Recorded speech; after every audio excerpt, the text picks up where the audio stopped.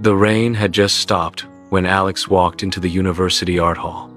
It was quiet, except for the sound of footsteps and soft music from the speakers. He was there to help arrange the paintings for the weekend exhibition, something he did every year to earn a little money. As he lifted one of the frames, a voice came from behind. "Careful with that. It's still wet." He turned and saw her Maya. She stood in front of him with a paintbrush in her hand and tiny spots of blue paint on her cheek. Her smile was bright, open, and warm. "Sorry," Alex said, laughing awkwardly. "I didn't know it was fresh." "It's okay," Maya replied, smiling. "You must be new here." They started talking first about art, then music, and then about nothing in particular. Time passed quickly. By the end of the day, Alex realized he had laughed more than he had in weeks. When Maya said goodbye, Alex felt something strange inside him. It wasn't just attraction. It was a deep, quiet pull, like he had known her before. The next few days, Alex couldn't stop thinking about her. He found excuses to pass by the art studio, pretending to check on things. Each time, she was there painting, humming to herself, and teasing him about his serious face. One afternoon, she invited him to join her for coffee at a small cafe near campus. They talked for hours. Maya told him she lived with her father, who traveled often, and that her mother had left when she was a baby. Alex said little about his family. His mother, Sarah, had raised him alone since he was born. She never spoke much about his father, and every time he asked, her face would turn cold. Before leaving the cafe, Maya showed Alex a photo of her father on her phone. "This is him, Daniel. He's always busy, but he's the best dad," she said proudly. Alex looked at the picture. The man looked familiar, but he couldn't remember from where. He didn't think much of it. That night, Alex went home and found his mother sitting on the couch, flipping through an old photo album. "Mom," he said, sitting next to her, "did Dad ever go to university around here?" Sarah froze for a moment, then slowly closed the album. "Why do you ask?" "I just met someone." "Her dad looks familiar," Alex said. She smiled weakly. "Maybe he just has one of those faces." Alex nodded, though something in her tone felt off. As he stood to leave, the album slipped from her lap. A photo slid out, a younger Sarah, standing beside a man who looked exactly like the one in Maya's phone. Alex bent to pick it up. "Who's this?" he asked quietly. Sarah's voice trembled. "That was someone I used to know." He didn't press further, but as he went to bed, the image wouldn't leave his mind. The same eyes, the same smile. The next day, Maya called him excitedly. "Alex, my dad's back in town. I want you to meet him. He's having dinner at my place this weekend." Alex froze. Something inside him whispered that he shouldn't go. But Maya's voice, full of warmth and trust, made it impossible to say no. "All right," he said softly. "I'll come." He hung up the phone, heart pounding. From the living room, he heard his mother quietly crying, the photo still lying open beside her. The weekend came faster than Alex expected. He stood outside Maya's house, holding a small box of chocolates, the polite gift he thought was right for meeting her father. When the gate opened, Maya ran out smiling. "You actually came," she said, hugging him lightly. Her warmth calmed his nerves for a moment. She led him inside, her voice cheerful as she spoke about her dad, how strict but kind he was. But when Daniel appeared at the doorway, everything inside Alex froze. It was the same man from his mother's photo. Daniel shook his hand firmly. "You must be Alex," he said. "Maya talks a lot about you." Alex tried to smile. "Yes, sir. Nice to meet you." All through dinner, Alex could barely eat. His heart pounded, his mind racing with questions. Daniel laughed easily, proud of his daughter, asking Alex about his studies and art. Everything seemed normal, but to Alex, it felt wrong. When Maya went to the kitchen to bring dessert, Daniel leaned closer. "You look familiar," he said. "Have we met before?" Alex's hands trembled slightly. I don't think so," he lied. That night, when he got home, His mother was waiting for him. Her eyes were red.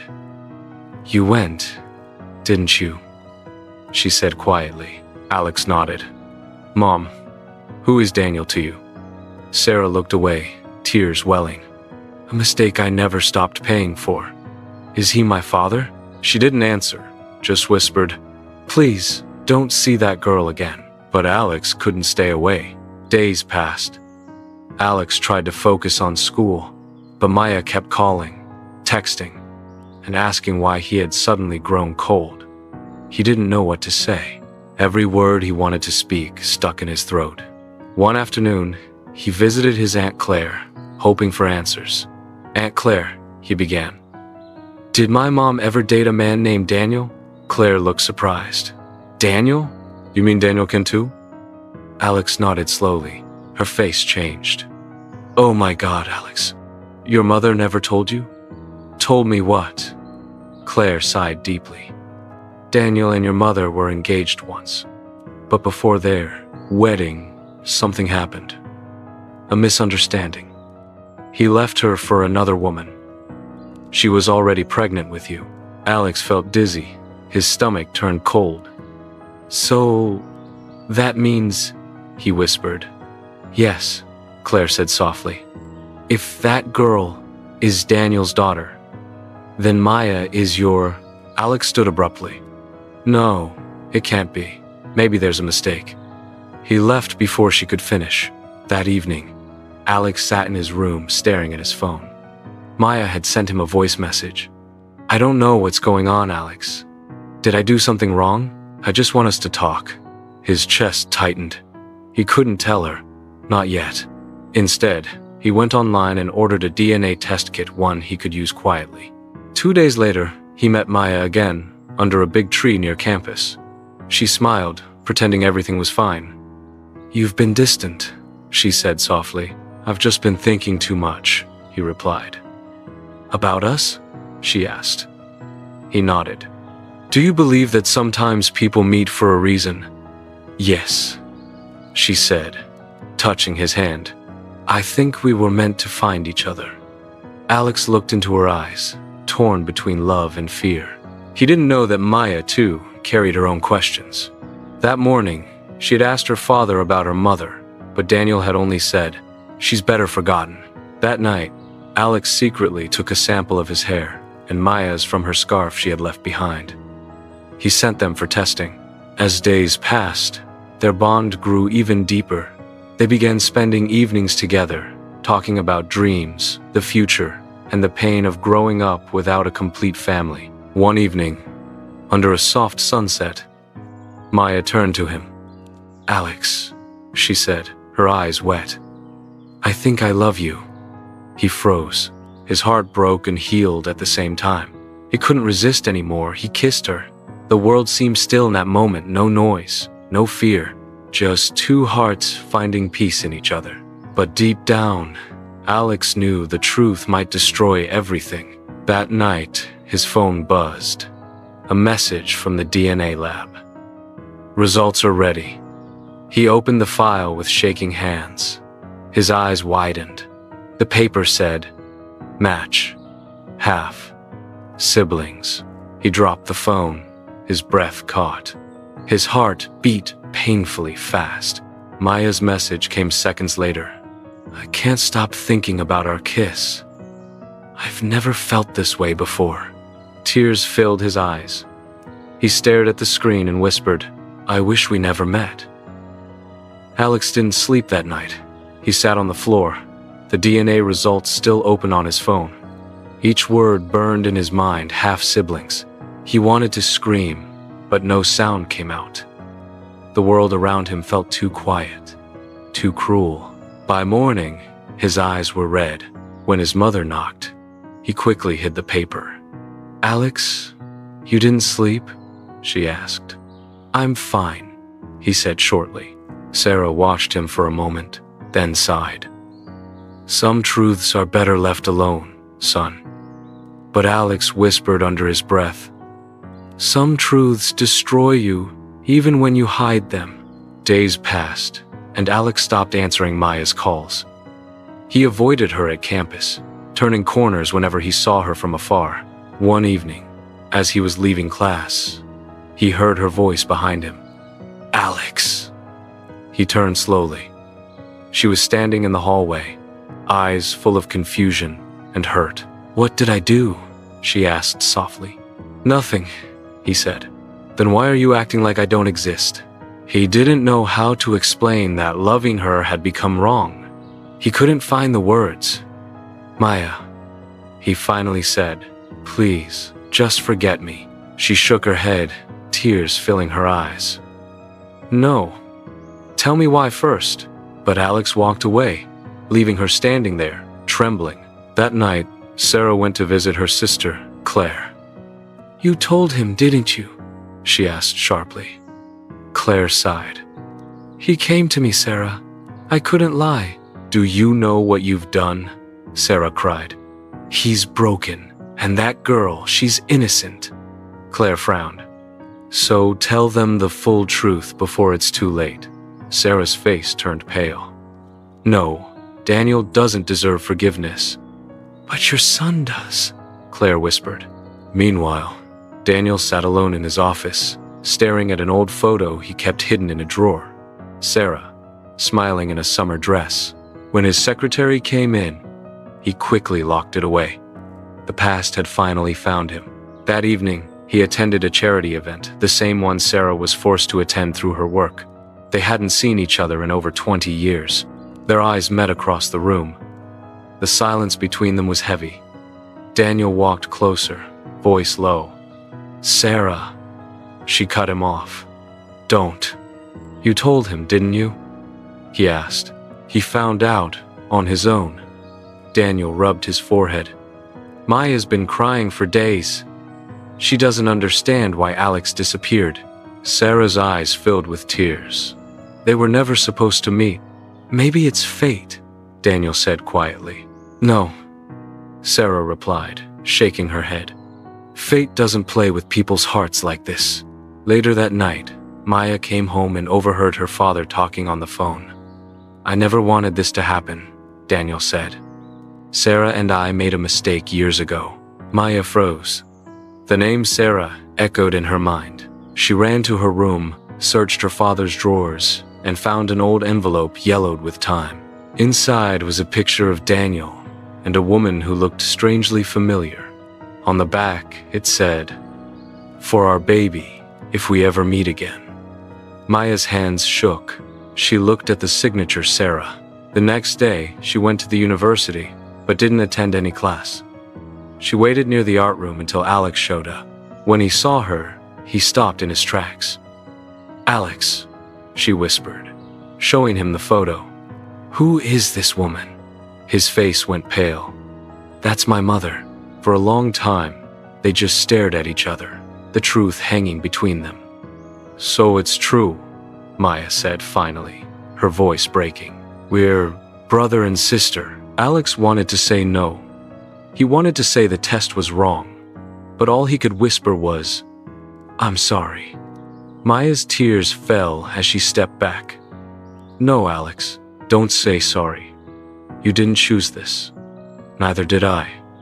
She turned and walked away, leaving him standing there empty, lost, and shaking. That night, Sarah called Claire in panic.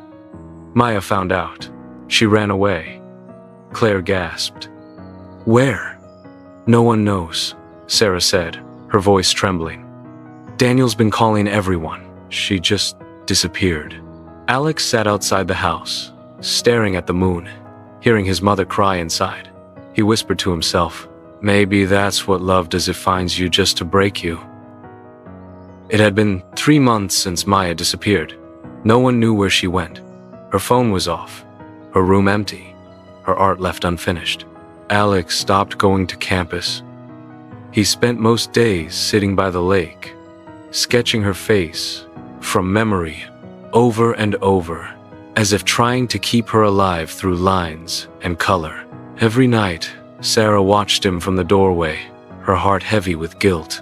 She had thought hiding the truth would protect him, but now it had destroyed both of them. One evening, Daniel came to their house. Sarah opened the door, shocked to see him. "Sarah, we need to talk," he said. "I have nothing left to say to you." "It's about our children," he said quietly. "You can hate me all you want, but they didn't deserve this." Sarah's eyes filled with tears. "You think I don't know that?" Daniel took a deep breath. "There's something you don't understand. Maya might not be your son's sister." Sarah froze. "What are you talking about?" "The woman I married after you. She was already pregnant when we met," he said. "She told me later, but I accepted Maya as my own. I loved her like she was mine." Sarah's hands trembled. "So Maya isn't your daughter?"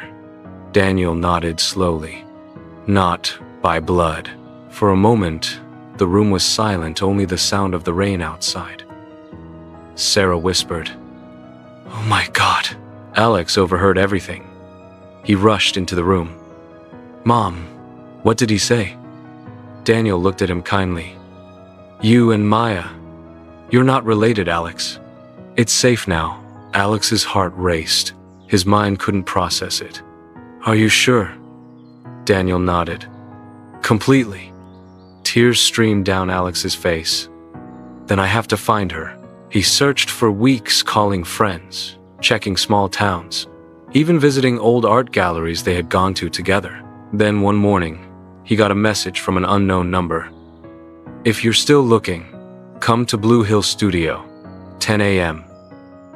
Alex's hands shook as he read it. He knew it was her. The next day, he arrived at Blue Hill Studio, a small art center in another district. When he walked in, Maya was there painting near the window. She turned slowly, eyes wide. "Alex." He stepped closer, tears in his eyes. "I found you." She dropped her brush, her hands trembling. "Why are you here?" "Because I can't live like this anymore," he said. Because the truth wasn't the truth. He told her everything about Daniel's confession, about what Sarah had said. Maya covered her mouth, shaking. "You mean we're not?" He nodded. "We're not." She cried softly, then laughed through the tears. "This feels like a dream." Alex took her hands. "Maybe now we can start over." They hugged tightly, both crying not from sadness, but from the release of everything they had held inside for so long. Weeks passed, and things slowly began to heal. Maya returned to school. Alex started painting again. Their love was cautious, now softer, wiser. But fate wasn't done yet. One night, Sarah received a letter from Daniel's lawyer. Daniel had died suddenly from a heart attack. In the envelope were 2 letters, one for Sarah and one for Alex. Sarah's letter was short. "I never stopped loving you. Take care of our son." Alex's letter said, "Forgive me for the pain. I wanted to tell you sooner, but sometimes the truth is not as simple as it seems. Ask your mother." There's one more letter she kept. Alex rushed to his mother's room. "Mom, he said you have another letter." Sarah's face went pale. She opened her drawer and pulled out a torn envelope. "I didn't want you to see this," she whispered. Inside was an old paper, a hospital record. It said Mother, Sarah Nambasa, Father, Daniel Kintu, and below it, Child, Alex Kintu. Alex stared at it, his chest tightening. "What does this mean?" Sarah whispered through tears. "It means Daniel was your father, Alex. But Maya..." Her mother's name wasn't the one he said. He lied to protect his image. Alex felt his legs weaken. "Then Maya and I..." Sarah nodded slowly. "You are brother and sister." He left the house in silence, walking under the night rain until he reached the same lake where he used to draw her face. The water shimmered under the moonlight. He sat down, whispering to himself. Maybe love was never meant for us, only to remind us that some hearts remember what blood must forget. A week later, Maya received a small package. Inside was a sketchbook filled with drawings of her, every emotion, every memory. On the last page, Alex had written, "Even if I can't love you, I'll always remember you not as my sister, not as my lover, but as the part of my heart that taught me how to feel." Maya closed the book, tears falling on the paper. Outside, the rain began again, quiet, endless, and forgiving.